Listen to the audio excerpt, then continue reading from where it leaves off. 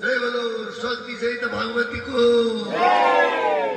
जय बोलो वेद व्यास जी को, जय बोलो सुखदेव स्वामी को, जय बोलो हिंदू धर्म संस्कार को, जय बोलो पशुपतिनाथ को, जय बोलो सर्वबारी प्रभु महाराज को, जय बोलो कर्ता का पितृहरु को, जय बोलो कुल देवता को, जय बोलो स्थानीय मण्डली देवताहरु को, जय बोलो सनातन धर्म को।